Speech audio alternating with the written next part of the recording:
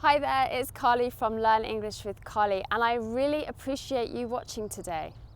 I'd like to thank you in advance for subscribing, and I'm ever so grateful for you following me on social media, Facebook, Instagram, and TikTok. Okay, I did a lot of thanking in my introduction there. Did you notice? I used the phrases, I really appreciate, I'd like to thank you, and I'm ever so grateful for. So often we thank people without actually using the words thank you.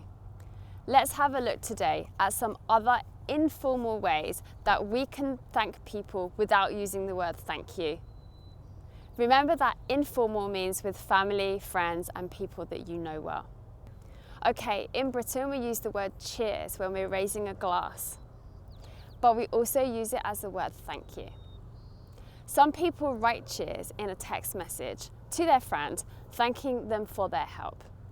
Or in a full sentence, they would write something like, cheers for helping me today.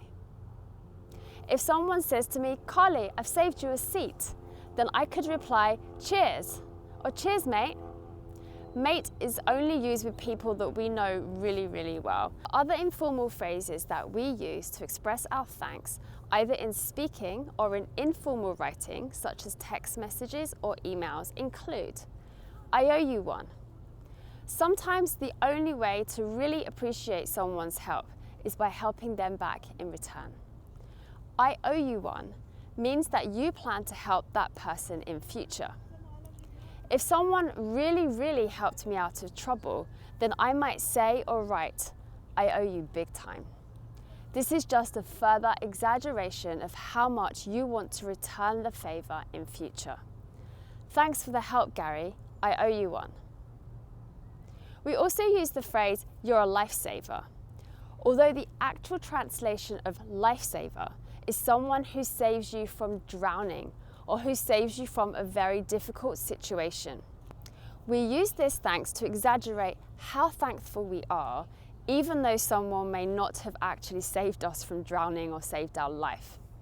To exaggerate, by the way, means to make something seem larger or more important or better or even worse than it really is.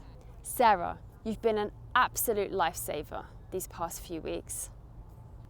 We can also say thanks through the phrase, you've been a big help, or you've been a great help. Both of these are ideal to thank someone that you know well for what they have done to help you. It shows that you acknowledge their support and that it's really helped you.